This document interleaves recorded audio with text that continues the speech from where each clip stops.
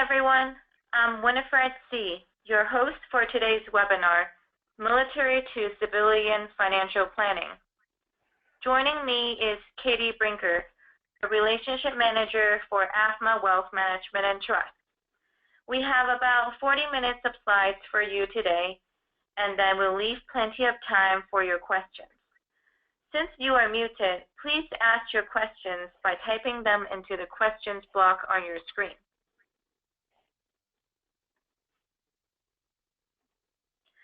This monthly webinar series is brought to you by AAFMAA Wealth Management and Trust. We are AAFMAA's trust company. AAFMAA stands for American Armed Forces Mutual Aid Association, and it's the longest-standing not-for-profit association that empowers military families with affordable financial solutions. We accomplish this by being the premier provider of financial planning, investment management, and trust services for the military, not-for-profit. Also, as a trust company, we have an additional legal obligation to act as your fiduciary, which means we only act in your best interest and for your benefit. Here's an important disclaimer. This presentation is educational. It is for general information only, and it's not specific investment, legal, or tax advice for any of you individually. Do not rely on this presentation alone to guide your financial planning decisions. Since each individual situation is unique, your needs for financial services will differ. For individual advice, please contact us directly. We produce this webinar series in-house with our own professional staff as a service to our members and to help them better understand the resources that are available to them. I will now turn it over to Katie to go over the agenda, and we'll be back at the end for questions and answers. Hello, everybody. My name is Katie Brinker. I'm a Relationship Manager at AAFMAA Wealth Management and Trust. Been doing financial planning for a little over 17 years. I'm a CFP. My last job was to work for 3.5 years with the Soldier for Life the Soldier for Life Transition Assistance Program, formerly known as ACAP, as a financial counselor. Now I'm very happy to be at AAFMAA. Today we're going to go over some key issues related to transition planning, going from your military career to your civilian career. On the agenda, we tried to position the topics from a top-down perspective, so getting kind of the larger concepts and drilling down to some more specifics. So I'm going to go ahead and jump into the first content slide. And understanding your total compensation, this concept is one that everybody struggles with, but it's particularly big deal when you're trying to compare your military to civilian pay. But this is also the same process you would go through in evaluating any job prospects. So what you're looking at is a slide where it's going to compare a military person's compensation to the civilian. The assumptions are that both of these people live in North Carolina. That's what we picked since we are based at near Fort Bragg in Fayetteville, North Carolina. So as you can see on the left, you have a master sergeant with a pay rate of just over 20 years. He's married with 2 children, so that results in 4 exemptions. This is right off of the pay charts, or basic LES. And as you can see, the gross total is $82,000, roughly $860. So what we did is we assumed that the civilian, we wanted to see what would the civilian, same take-home pay be if he had the same gross income. Well, the fact that BAH and BAS is tax-free is the big game changer. So if you look down to the 4th line that starts, or 5th line, sorry, federal tax, and then the FICA, as you can see, the amounts that the civilian is paying are much higher than that of the military person, and that's because it is calculated based on the entire gross amount. Then in the next line, the military person gets to take advantage of the active duty benefit that is home state of record. And what this means is that whatever your home state of record is, you get to follow the state income tax laws of that state, and they vary greatly. In this case, we chose Texas, which does not have a state income tax, so the military person is not having to pay any. And of course, the civilian is paying North Carolina state tax on 100% of their gross income. In addition, the very last line, TRICARE versus group health, so both of them have group health insurance. In the military, the employer pays 100% of that premium. Typically in the civilian world, the employer pays anywhere from 50 to 80% of the premium that's being paid on your behalf, and the employee pays the other 20 to 50%. So we researched, and $600 is roughly what somebody with a spouse and 2 dependents would pay for their portion of the premium for group health insurance through their employer. However, this number varies greatly from job to job. It's certainly not standard. So what you can see down on the very bottom green and blue line is the net pay, and the Master Sergeant is walking away with over $13,000 more in take-home pay than the civilian is. So we said, okay, well, let's go the reverse, and let's see what the civilian would have to earn gross in order to have the same take-home pay. So we kept increasing the income until we came up with the same take-home pay of the $61.34, and the result was $115,800. So the equivalent civilian salary for this Master Sergeant is $115,800, which is $32,000 more than the gross that he's getting while in the military.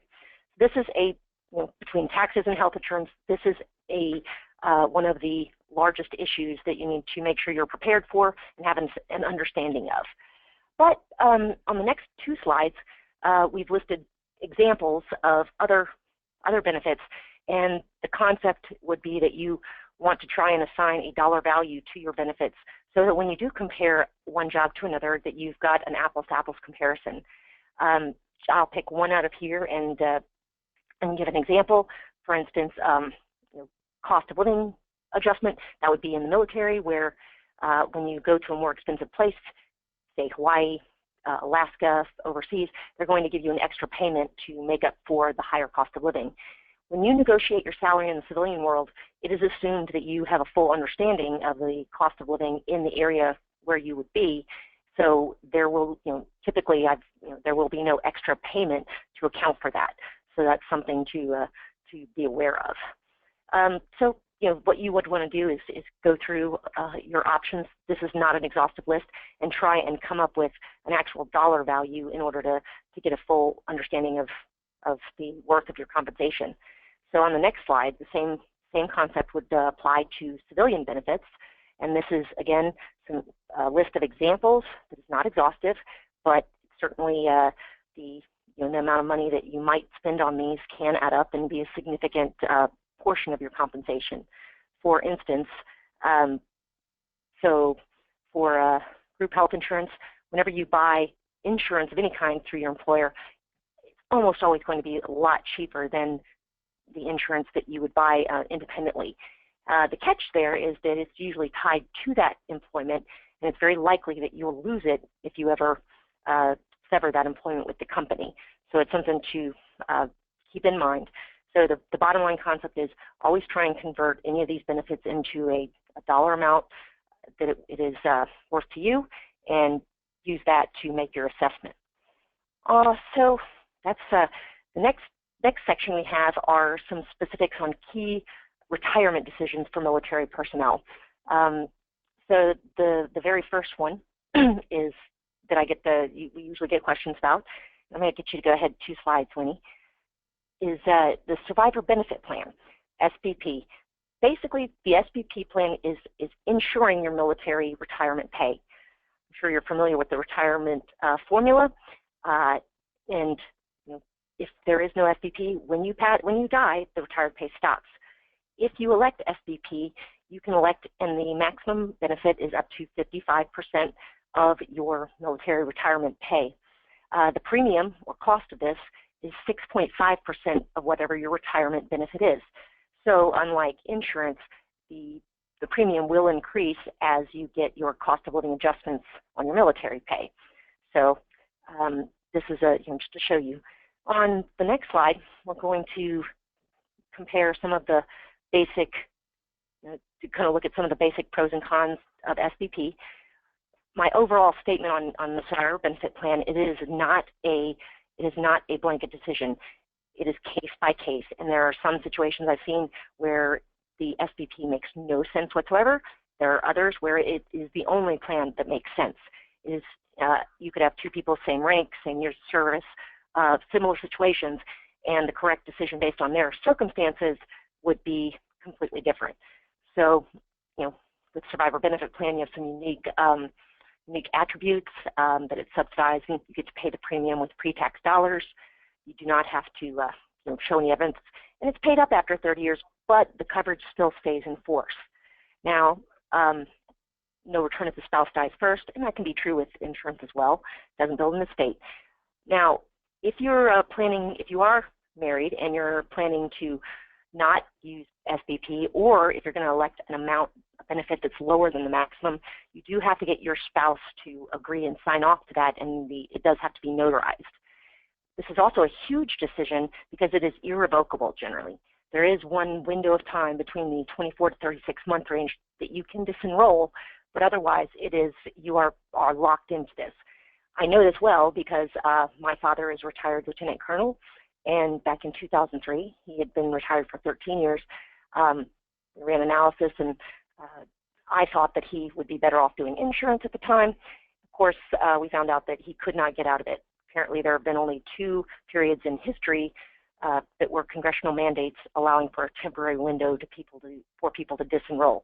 Of course, in those situations, there was no return of premiums. So you want to make sure that you're going into this decision well informed. And I'm not, it is a complicated decision. The next 3 slides I'm going to show you are a tool. Oh, I'm sorry, I forgot this one. SBP versus life insurance.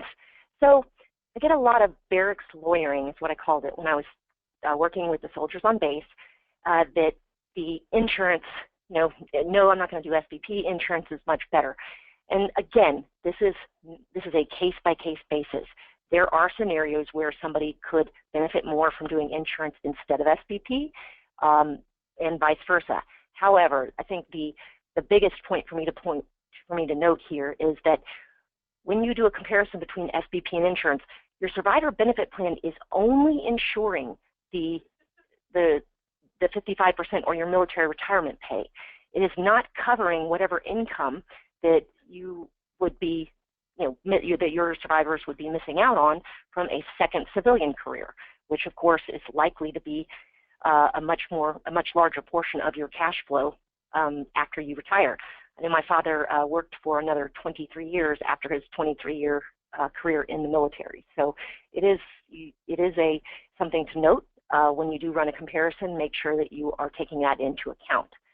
So the next slide shows where there is a tool that the government that they have posted on the Office of the Actuary. This is the link to get there. I think, and then when you pull that up, it pulls up the tool. The next slide is showing the input screen for you to put in your data and parameters. And then when you run the numbers, the next slide will show the output for that. This is, it is a very helpful output. I do like this tool. However, it's not, it does require some additional interpretation. So for instance, the assumptions here show that, the $800,000 life insurance proceeds versus SBP. Now the assumptions are that the $800,000 life insurance proceeds are invested and that they earn 5.5%. Of course, that's an assumption, not a guarantee. Then it also assumes that each year from that investment portfolio that the survivor only takes out a dollar amount that is exactly equal to what they would have received had they had the survivor benefit plan. That obviously has some wiggle room. Of course, there may be needs where they have to take out much larger sums than that, which would completely change the scope of the analysis. So you want to make sure that you are trying to factor in things such as that. So let's go on and talk just a little bit about life insurance, because it's highly likely, regardless of your survivor benefit decision, that you may have a need for more than you have right now. or than you will have. So life insurance, the entire purpose of any insurance is to indemnify you or indemnify the situation monetarily. So of course there are primary things such as funeral and final costs. Younger couples or younger people may still have young children to raise, and those can be significant monetary needs there. So your thing to point out is that your life insurance need will vary greatly over a lifetime. When you're young and single, there's a good chance you may not even have a life insurance need. If the individual is the only person who depends on their income, then it's hard to justify paying an amount in order to provide income to the nobody that's left behind.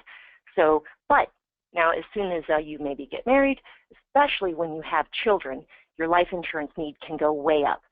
If I have a couple in their mid-30s, maybe mid-40s with a couple of kids, a couple or 3 kids at home, it wouldn't surprise me at all if we were to run a life insurance need calculator and find that there is a $1.5 million life insurance need.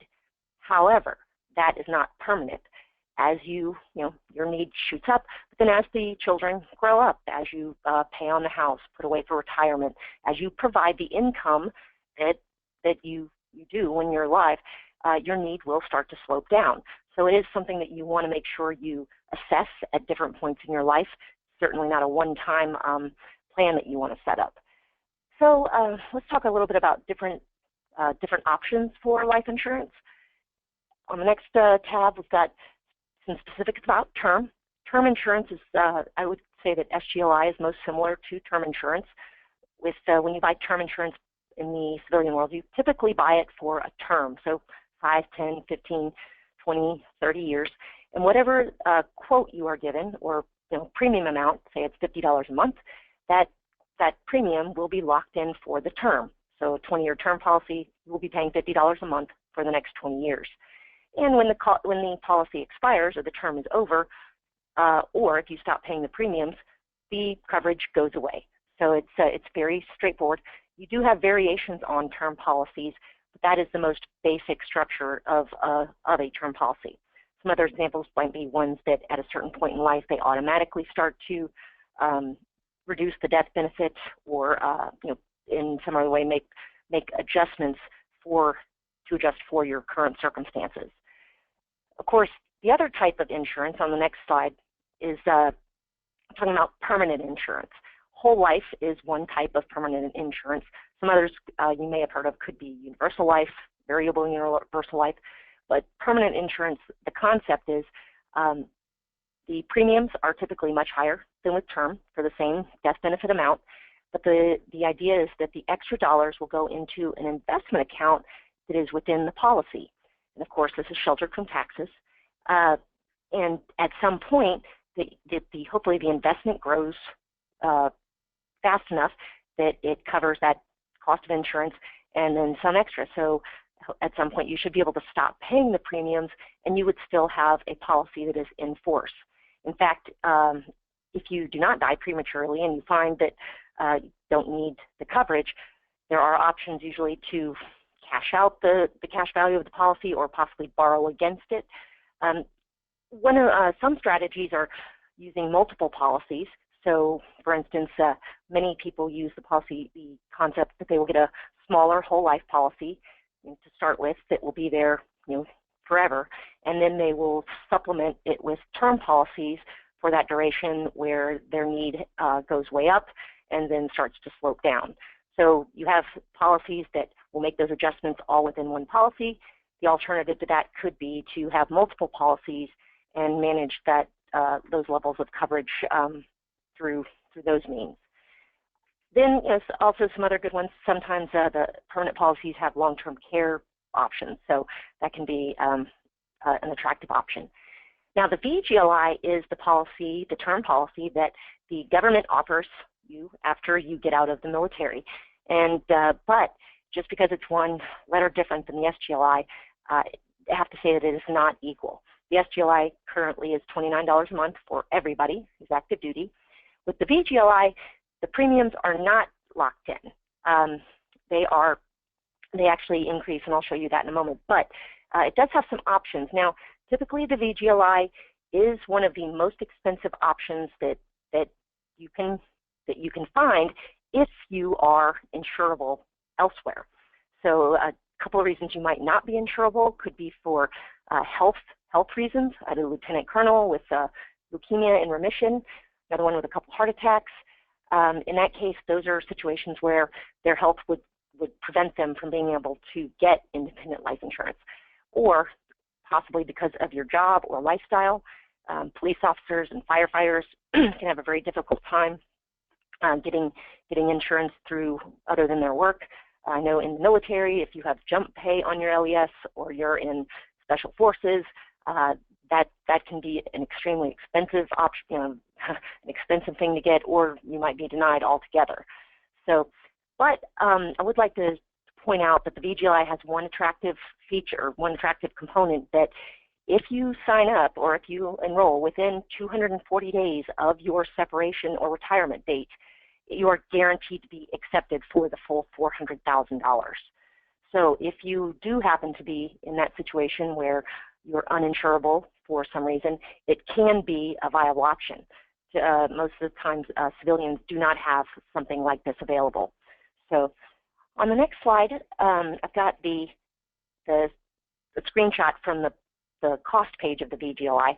And as you can see, every 5 years, first of all, there's no differentiation for gender, health condition, anything like that. It's all based on your age. So every time you age 5 years, the premium will go up. It is not locked in at all. In addition, I've researched plenty of times where couples in the 30 to 34 range or in the next category, we're just looking to see what they can get, and say a term policy where the premium's locked in will actually be less than the premium that's shown there. For instance, a 30 to 34-year-old can quite often get a term policy where the premium is less than the $40, and then that lower premium is locked in for the duration of the policy. So again, you want to shop elsewhere, but it's good to know that this is available if you fall in any of those circumstances where you cannot get insurance. So, and moving right along, next we got the VA benefits disability rating and death benefits. The VA process is a very complicated one, and I find it a bit ironic because through your entire military career, at least when I was growing up in the military, the mantra was, shake it off, don't be a wimp.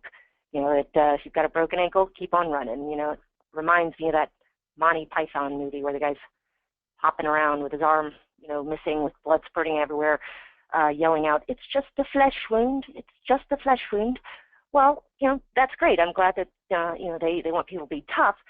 But, right before you start to go through your separation process, the mantra does a complete 180, and now what you're told is you need to be a complete hypochondriac. Or at least that's what people feel like. They feel like now you have to document any and every little ache and pain and ailment that could possibly affect you at some time. For instance, sufferers from Vietnam with the Agent Orange thing, those symptoms did not come up till many years later after their military service. So it is important, but it can be very difficult mentally for soldiers to wrap their heads around that because they've been coached their entire lives to shake it off. So then we've got the VA benefits at death. Now, these, again, they can be very generous, but next slide, please, Winnie. So first off, of course, there is a $100,000 death gratuity for active duty, which is in addition to SGLI. If the death is due to service-connected illness, then there could be a refund of all survivor benefit payments. However, it's very, very important for me to point out that it does have to be a service-connected illness. It is very important for the death certificate to reflect that correctly. If it does not, those benefits will be denied. So something to remain aware of when you're going through that process. And oftentimes, when somebody is going through that process, it's not the best time that they would be able to research or learn all this stuff for the first time. Next, one of the best benefits that military retirees have is, of course, the health care on the next slide. So TRICARE, and then afterwards you have the dental insurance. But my word on TRICARE is, you know, of course, I always tell people to shop around for products, but this is one time when I can tell you I have tried, and I am of the volition that TRICARE cannot be beat. You know, please go out and shop around. I believe the premium for a family for TRICARE is less than $600 a year currently, which is phenomenal. A civilian in the same situation could, if they were paying 100% of the premiums being paid for that policy, could be looking at premiums anywhere from $950 on up to $1,250 a month. Yes, and where TRICARE is less than $600 a year. So the contrast is stark. You know, again, now on the dental insurance, the TRICARE dental retiree program, it's actually different, and that's the next slide. The dental insurance that they offer is decent. It's competitive, but by no means is it like TRICARE, where it's an automatic win or a highly likely win. About 50% of the times I've seen you know, the employer-provided dental insurance be better or cheaper, and you know, the other half. So the insurance that the dental insurance that they offer is just in the middle of the pack. So it's good that they offer it, but you should absolutely shop around for your dental coverage. Okay, let me move on to the next section, which is maybe a little more, you know, emotional. So what do you do? What do I do with my life? If you can imagine, very few Americans or civilians anymore will stay at the same employer for 20 to 30 years. The military is one of those cases where it's still like that, and so it can be very difficult because it's also a completely different lifestyle than most civilians. If you move on into the next, it is a culture shock for sure. All I can recommend there is to stay active and stay engaged. I promise that all of the feelings that you're going through, the fear, I've watched my family go through it. I think I have 18 members of my immediate and you know, one removed family that have been in the military. I love my military service members, and I've watched them go through this particular transition, and it can be difficult. Please just know that I think that the military has done a very good job of preparing you. I would like to say that in my experience, I think military people are, you know, they're a little bit tougher, a little bit more resilient than their civilian counterparts. Maybe I'm a little biased, but fine. I'm okay with that. So you do want to make sure you're keeping that in mind, that it is a big shock, and unless you are different than almost every other retiree, you're likely to go through some of these conflicts in your head. So when it comes to planning for your finances, on the next slide, I want to introduce the concept and make sure that you have an understanding that financial planning is an all-encompassing macro view. So for instance, investing is one part of financial planning. So all investing is financial planning, but not all financial planning, you know, is investing. So for instance, when you invest, decisions you make there can greatly affect your taxes. How much, you know, your cash flow is can greatly affect how much protection you need. Based on your situation, your estate planning can be different. So when we talk about financial planning as a concept, what we mean is the coordination of all things financial and how they relate to each other. And you can really, basically it's the process of trying to make sure every dollar that you have access to is used most efficiently, so that you're you know, getting your protection needs, but you're not putting more dollars toward protection than you need, which would leave you possibly short on saving for retirement. Because ultimately, again, the biggest risk that most people face is not dying prematurely or being disabled. It's actually outliving your money. So again, you want to pay attention to protection and the more immediate needs, but you do want to remember that the most important goal is making sure that you are going to be sufficiently taken care of later on in your older age. The next slide shows kind of just a graphic showing the different stages of a financial life cycle. Of course, when you're young, it's a lot more simple. As you go into the accumulation phase, start having families, you start accumulating assets, then it starts to get, you know, you need more protection. And then, of course, you get to that stage where you've done all that work, you've accumulated your wealth, and now we need to make sure that we come up with a good strategy for distributing that wealth to you so that it is likely to last over your lifetime, not run out. But you know, you also have to live. I mean, we work to live, not live to work. So I tell my parents that I think the perfect situation would be if they were to die with $1 in the bank, but all of their needs were met. And that's a very, very hard thing to do. There's too many uncertainties in life to guarantee that. So back to investing, there is a concept. Now, I get a lot of people who are hung up on what is the best, what's the very best investment, what's the magic investment that's never going to lose, it's always going to make money, and guess what? It doesn't exist. So when you're talking about investing, of course, the companies that you buy or whatever the asset that you buy is important. However, all of these assets are in different categories, and it's most important to coordinate your different investments together so that they work well with each other. So for instance, when you have different asset classes of investments, so for example, the Standard & Poor's S&P 500, that's a stock market index that tracks the performance of the 500 largest and most actively traded stocks for companies, the biggest companies based in the United States. So the biggest ones, we would put those in a category we call large cap stocks. So the large cap, or the cap, refers to the size of the companies. Conversely, you have mid cap, small cap stocks. Don't let the names fool you, because mid caps, large caps generally are companies that are worth higher than $10 billion. That's with a B. Mid caps generally range from $2 billion up to $10 billion, and then small caps are generally $500 million on up to $2 billion. Those parameters can change a little bit, but overall, that is a basic definition of different asset classes for stocks. Now, the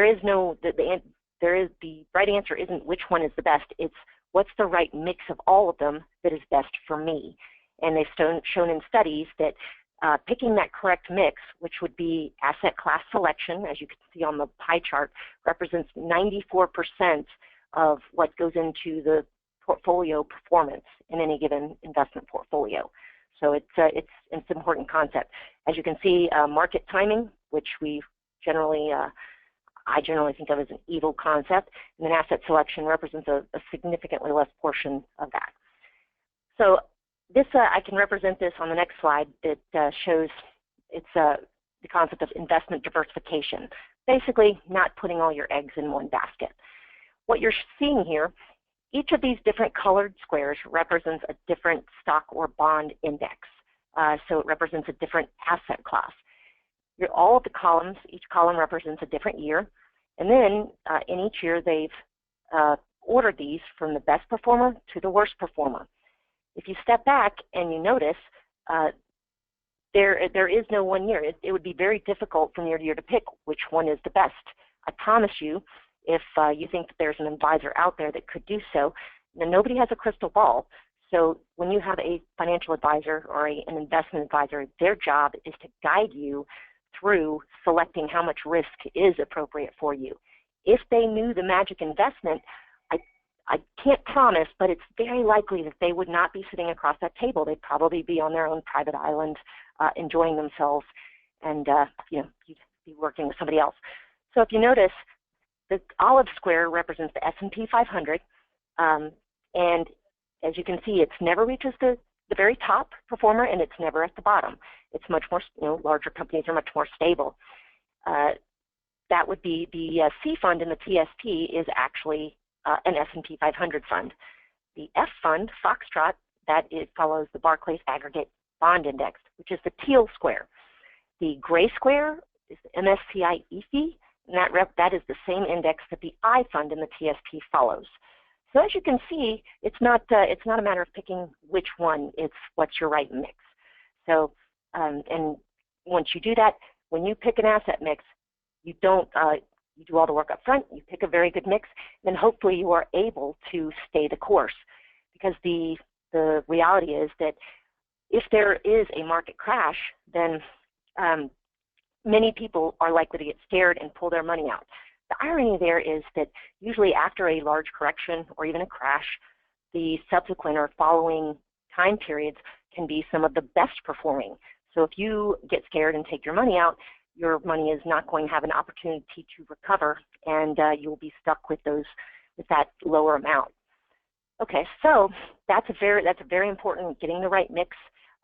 Unfortunately, I will say that in the TSP, about 50% of my military people have signed up, that were signed up in the TSP, have been putting money in there, but they've never gone in and picked their proper mix. Unfortunately, in the TSP currently, the default is the G fund. G is in government securities, and it's a very safe fund. It actually is guaranteed, which is usually an evil word in the investing world. But in this one case, I can say it out loud. Unfortunately, it's very safe, but it's not going to earn you enough to have your assets grow and help you through retirement. The next slide is going to show an equally as important factor in gaining higher portfolio value, and that's the control of the taxes. So the way that you control taxes on your investments is through tax-advantaged accounts, IRAs, the TSP, 401ks. All of these are examples of tax-advantaged or retirement accounts that the IRS or the government set up to motivate people to save for retirement. And the trade-off is if you put your money into these accounts that are locked up until you are age 59 and a half, we're going to give you very special tax treatment that allows your investments to grow higher than they would be if they were taxable. So what you're looking at are two stock portfolios. On the left-hand side, you're looking at just a regular taxable investment portfolio. On the right side, we're looking at a tax-advantaged account. So it could be an IRA, the TSP, 401k. We're going to put $10,000 in each account. And then with that $10,000, we're going to buy exactly the same investments in both accounts. So the only difference in both of these portfolios is that one is sheltered from taxes, one is not. Then we're going to assume that the investments we selected earn an average of 8% per year. This is not, that is an average, and it's an assumption. That's not the way investments work. They go up and down, but 8% is a fairly safe assumption when you're talking about a long-term investment horizon. And then we're also going to assume that there's the 15% tax bracket. Now notice that you're not adding to this account at all. The 10,000 is the only investment. So the red portion is showing the growth after 20 years. In the taxable account, your 10,000 has grown to be worth just over 37,000, and in the tax sheltered, it's over 46,000. The reason for the extra growth is because on the taxable account, in each one of those 20 years, if you had a profit on your investments, you would have to pay the tax on that profit. So the money could not remain in the portfolio. It had to be taken out and paid taxes. Whereas in the right hand, on the right account, in the tax-advantaged account, you do not. So all the money can stay in there, and you can reap the benefits of the compounding. The gray section is showing the growth after 30 years. So at that point, the taxable account has grown to be worth just under $72,000, and the tax-deferred account, tax-sheltered account, is at $100,000. That's $28,000 of extra growth, all because the taxes were controlled along the way.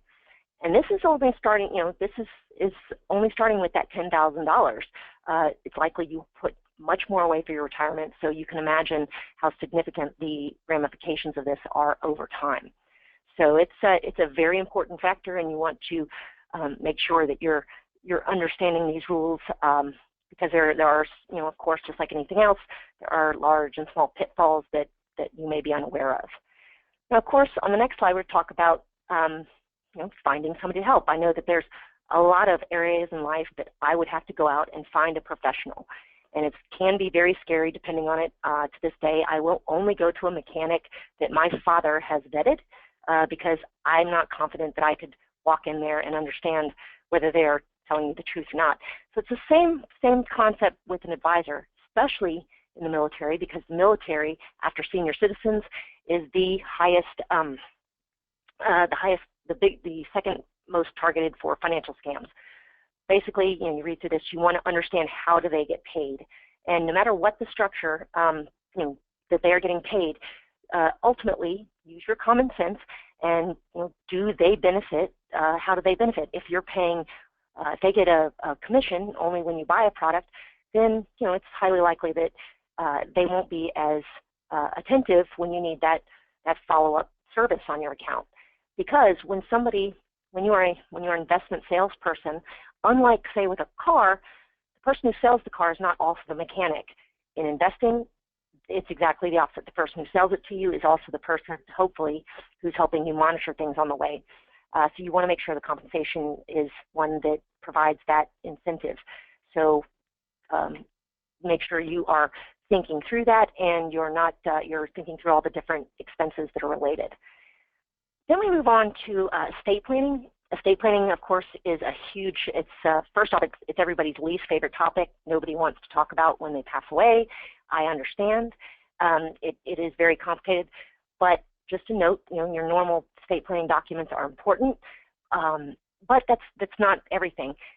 I know that I was the trustee and executrix for my grandfather's estate, and it was a huge honor to be asked. I would never have turned it down, and it was very important to me. But I will admit that that time period after he passed away was one of the most stressful and tumultuous of my life. So one of the kindest things that you can do for your loved ones is to set up a solid estate plan, not just with solid legal documents, but also being very clear about what you want. It's hard enough when somebody is grieving to go through those administrative steps, but it's even worse when they would have to, if they would think that they don't know for sure what your wishes were, and if they would have to make those decisions. I know I agonized over outstanding items and wondering, am I making the decision that my grandfather would have made? One note on financial planning or estate planning, is I think everybody's familiar with different legal documents, but there is one estate planning document that is it gets the least amount of attention, and that's ironic because it is the most powerful, and that is your beneficiary designation. You'll have these on any life insurance policy, retirement account, and basically you are naming who gets the money after you pass away. That document, your beneficiary designation, is the most powerful estate planning document in existence.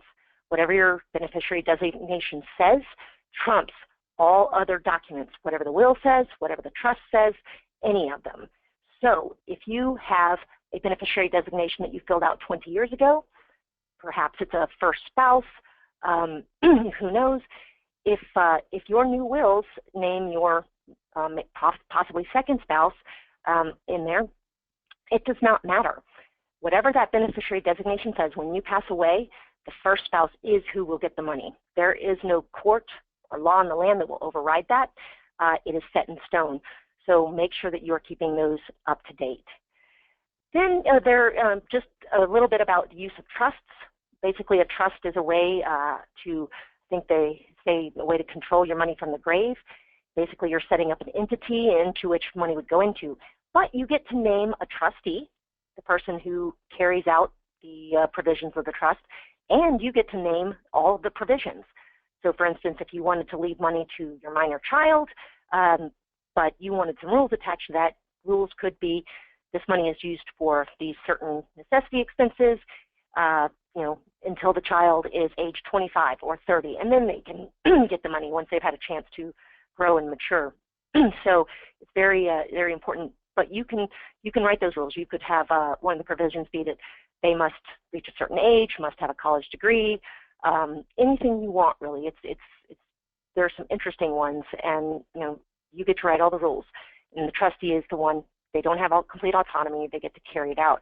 On the next slide, we've got some examples, different examples of when trusts become very good. So for instance, for succession, trusts are great because they are private.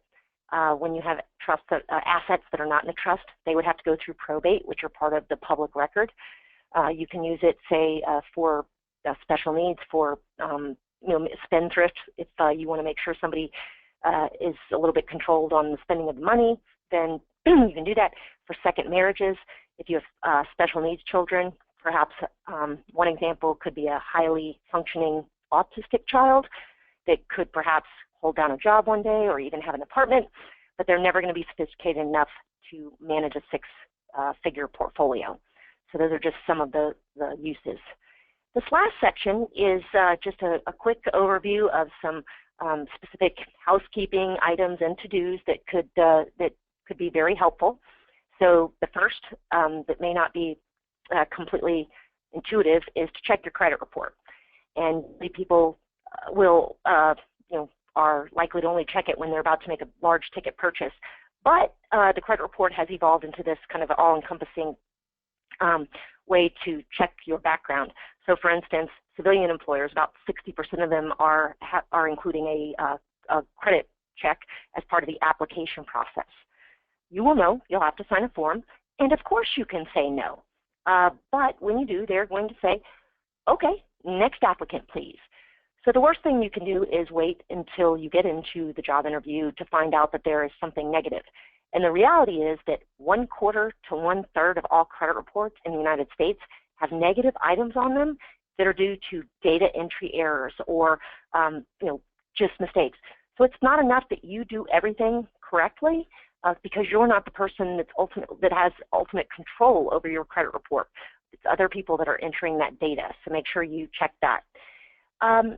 There's also some other to-dos that you want to look at, some little things. I've noticed in working 3.5 years with the soldiers who are about to transition out.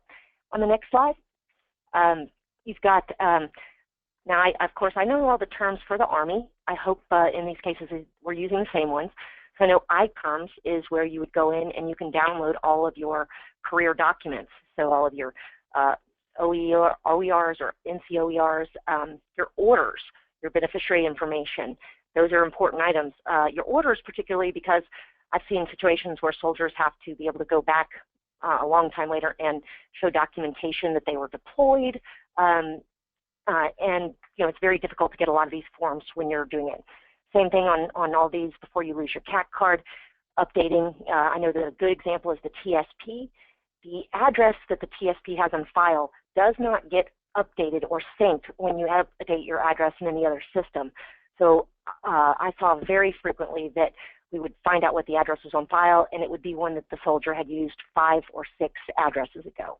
So make sure that you're going through changing anywhere that you've used your military email over to one that you'll have access to after you get out. And then this next slide is just a list of some specific documents to get your brain going on that. So of course that DD-214, that would be in the category that's just as important as birth certificates, marriage licenses, all those things. So you want to try and get multiple copies. In any of these cases, uploading them, say, to the AAFMAA vault is a great idea, keeping some copies in multiple places. But these are all those same types of documents that you will need coming up at different times in your life. But of course, it's not often enough for you to keep them right at hand. So, and then the very last point I want to make is make sure that you've communicated with your family. Again, I know it's hard, but you do need to talk about this. As I said, the absolute most loving thing you can do is to make sure that your survivors, the people that you care about, that you've left behind, aren't having to wonder what it is that you desired.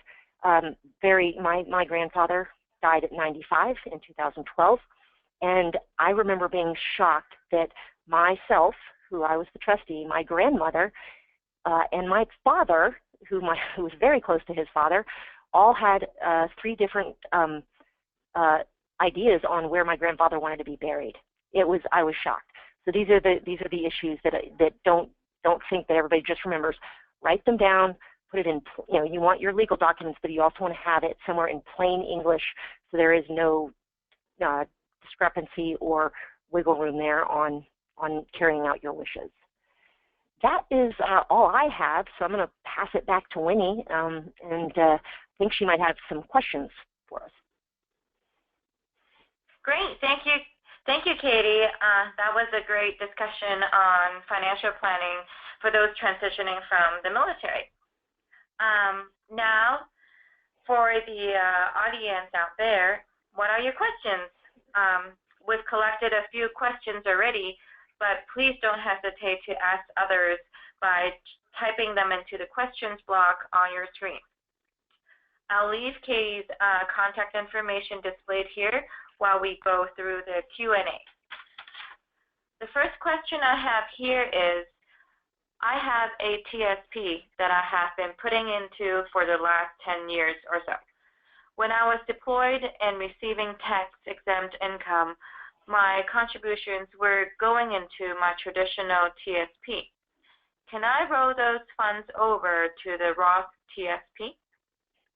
Katie? Oh wow, that's a fantastic question. I got that one all the time.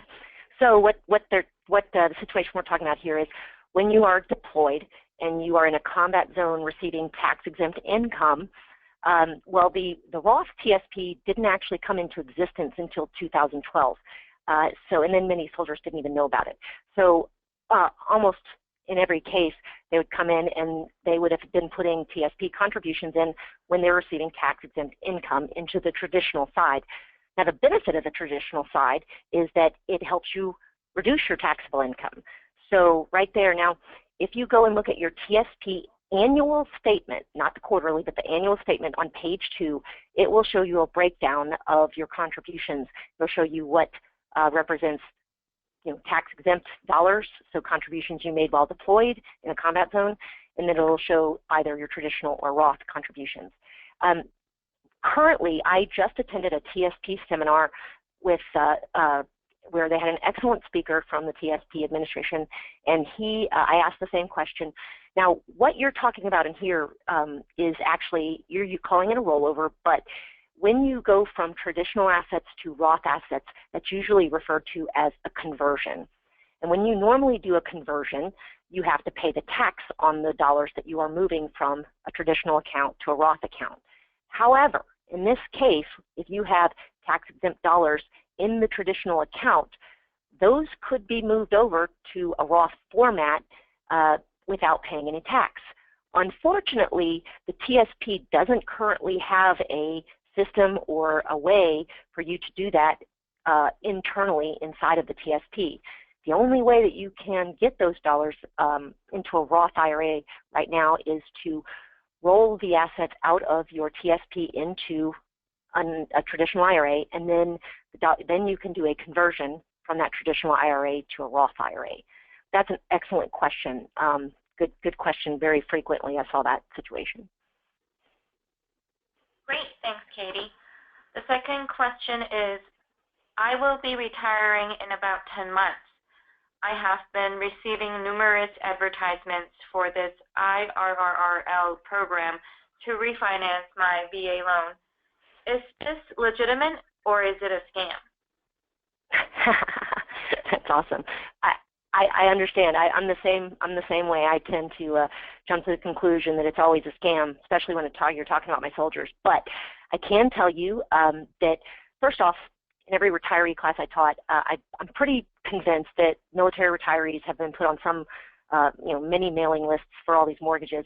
However, when talking about the VA home loan and the IRRL program, both of those are programs that are sponsored by the VA Benefits Administration.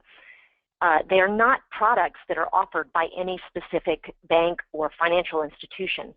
So if an advertisement is giving you the impression that only they can give you a VA home loan, then that is wrong. Mortgage companies, financial institutions have to apply to the VA to be eligible to offer VA home loans, and then of course the IRRL refinance. Now, what the VA home loan, of course, is basically the government is giving basically, I would say, co-signing, for lack of a better term, to help you get the loan. You don't have it keeps you from having to do a large down payment, pay mortgage insurance premiums, things of that nature. And so the IRRL program, I can't say that, it is they also call it the streamlined refinance. So there are a few different options there. I know that you can use that program if you want to refinance to a lower interest rate.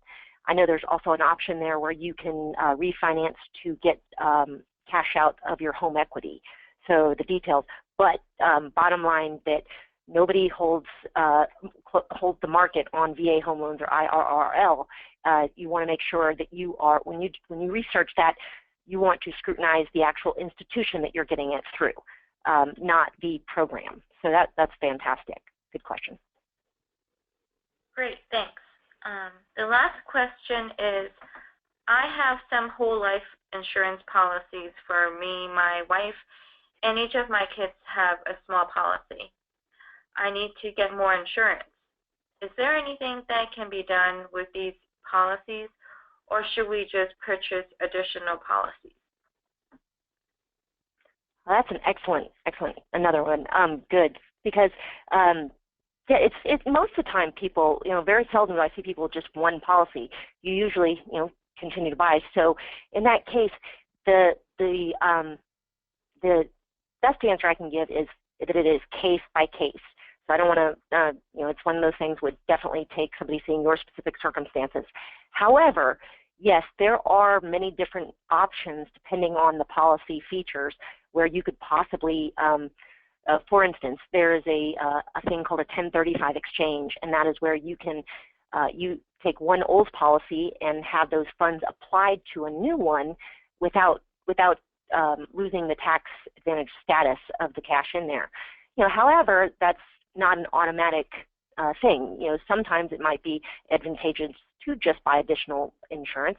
So you want to make sure that you're looking at your policies and your individual circumstances, because anytime you get a new policy, even if you're applying funds from an old policy, you're most likely you have to go through underwriting.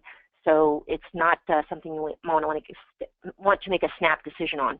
Somebody who's going to help you make an assessment there is going to need to see the details of every policy you have and look into it and to help you make an assessment. So, but yes, you do have a lot of options, so it is worth researching before you just buy additional insurance.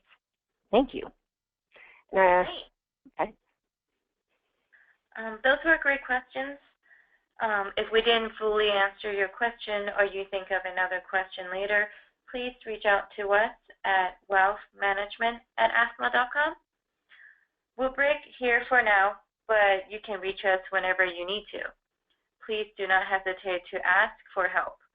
This is what we do, and we love it. This weekend, we'll receive a follow-up email with instructions on how to access a recording of this presentation. And you can always sign up for future webinars or review past webinars at wealth.afmaa.com. If you found this information useful, please share it with your family and friends.